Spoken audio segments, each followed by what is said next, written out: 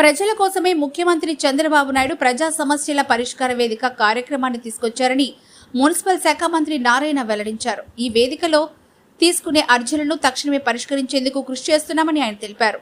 నెల్లూరు కలెక్టరేట్లో ప్రజా సమస్యల పరిష్కార వేదిక కార్యక్రమం జరిగింది. ఈ కార్యక్రమంలో నారాయణతో పాటు మంత్రి Satyakumar, rural MLA Kotamreddy Sridhar Reddy, collector Anand, SP Krishnakanth, commissioner Surya తేజలు పాల్గొని ప్రజల నుంచి వినతి పత్రాలు స్వీకరించారు. ఏళ్ల తరబడి వేధిస్తున్న సమస్యలను పరిష్కరించాలని బాధితులు మంత్రులకు మొరపెట్టుకున్నారు. కొన్ని అర్జీలను స్పాట్లోని అధికారులతో మాట్లాడి మంత్రులు పరిష్కరించారు. మరికొన్నింటిని క్షుణ్ణంగా పరిశీలించి విచారించి పరిష్కరించాలని సంబంధిత అధికారులకు సూచించారు. ఏదో అర్జీ తీసుకున్నామా అయిపోయిందా అనేలా కాకుండా బాధితుల సమస్యలు పరిష్కరించేందుకే ప్రజా సమస్యల పరిష్కార వేదికను తీసుకొచ్చారని అన్నారు. మంత్రులు తెలిపారు. ఈ కార్యక్రమాన్ని 10 రోజులకో 15 రోజులకో కొనసాగిస్తామని ప్రకటించారు. ప్రజల సొమ్ముని దుర్వినియోగం చేసిన వారిని ఎట్టి పరిస్థితుల్లో వదిలేది లేదని, చట్టపరమైన చర్యలు తీసుకుంటామని ప్రకటించారు. తణుకులో టీడీఆర్ బాండ్లలో సుమారు 700 కోట్ల దుర్వినియోగానికి పాల్పడ్డారని, ఇప్పటికే దానిపై విచారణ జరుగుతోందని, ఎంక్వైరీ రిపోర్ట్ వచ్చిందని, దాన్ని కూడా సీఎంకి పంపించడం జరిగిందన్నారు. ఈరోజు నెల్లూరు కలెక్టరేట్లో గ్రీవెన్స్ సెల్కి కలెక్టర్ గారు, ఎస్పీ గారు, మున్సిపల్ కమిషనర్ గారు మరియు వాళ్ళ యొక్క సిబ్బంది అంతా ఉన్నారు. ఇప్పుడు దాదాపు ఒక 50 దాకా రిప్రజెంటేషన్స్ ఇచ్చారు. వాటిలో కొన్ని యాక్చువల్గా స్పాట్గా సాల్వ్ చేయటం జరిగింది. కొన్ని వెరిఫై చేసి సాల్వ్ చేయాల్సిందండి. అది కూడా యాక్చువల్గా ఇన్స్ట్రక్షన్స్ ఇచ్చారు. డిపార్ట్మెంట్ వాళ్ళు వెరిఫై చేస్తున్నారు. కొన్ని రిప్రజెంటేషన్స్ రాష్ట్ర స్థాయిలో డెసిషన్ తీసుకోవాల్సినవి, కొన్ని సైట్స్ డిస్ప్యూట్స్ అవి వచ్చినాయి. టౌన్ ప్లాన్కి సంబంధించి కొన్ని వస్తే యాక్చువల్గా కమిషనర్ గారు ఇమీడియట్గా అవి సాల్వ్ చేస్తున్నారు. అదేవిధంగా పోలీస్ డిపార్ట్మెంట్కి సంబంధించి ఒక కేసు వచ్చింది. ఎస్పీ గారు ఇమీడియట్గా వాళ్ళతో మాట్లాడటం, అది వైఫ్ అండ్ హస్బెండ్ మధ్య డిస్ప్యూటు. ఇమీడియట్గా దాన్ని కేసు ఫైల్ చేసి వాళ్ళు పిలిచి మాట్లాడి యాక్చువల్గా డిస్కస్ చేస్తానన్నారు.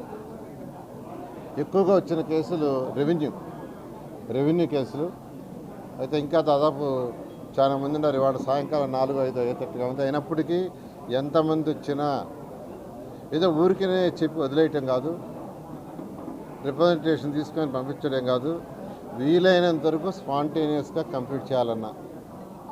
ఎగ్జాంపుల్ బుచ్చిరెడ్డిపాళెంలో ఒక సైట్లో ప్రభుత్వ పార్కుని అక్కడ కన్స్ట్రక్షన్ చేస్తున్నారు.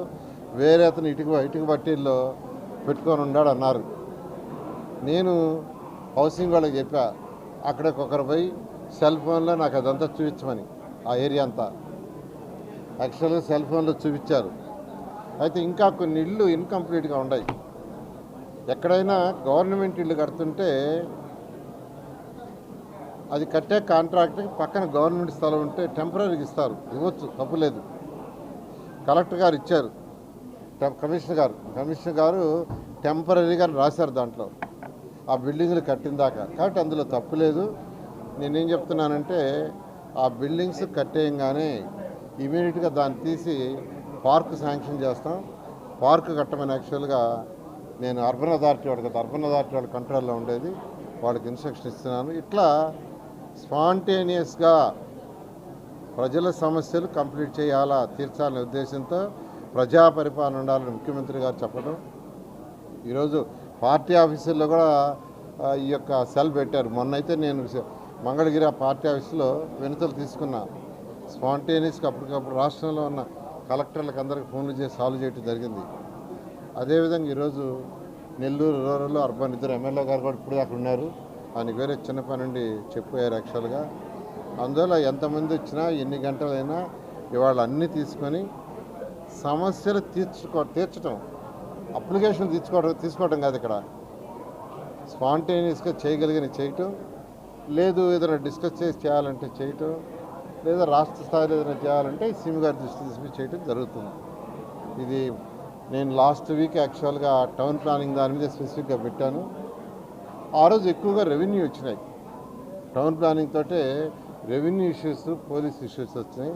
అందుకని ఈసారి కలెక్టర్ గారికి, పోలీస్ డిపార్ట్మెంట్ కూడా చెప్పాను, మీరు కూడా ఉంటే స్పాంటేనియస్గా అవుతాయని. వాళ్ళు కూడా ఉన్నందువల్ల మెజారిటీ స్పాంటేనియస్గా తీసుకుంటున్నాం. దీనివల్ల ప్రజలకి సరుకుంటుంది. ఈ సిస్టమ్ని కంటిన్యూ చేస్తాం. 10 రోజులకు ఒకసారో 15 రోజులకు ఒకసారో ఈ సిస్టమ్ని ప్రజల సమస్యలను తీరేందుకు కంటిన్యూ చేయడం జరుగుతుంది. అక్కడ మంత్రుల్ని యాక్చువల్గా చేయమని ముఖ్యమంత్రి గారు ఇచ్చారు.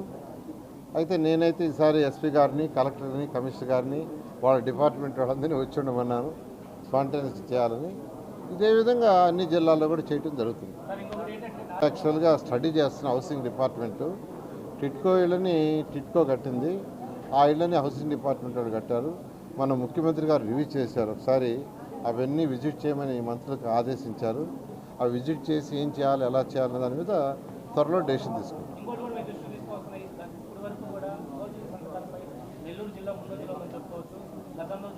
మీద ఆల్రెడీ ఎఫ్ఐఆర్ చేస్తున్నారు, ఎంక్వైరీ చేస్తున్నారు.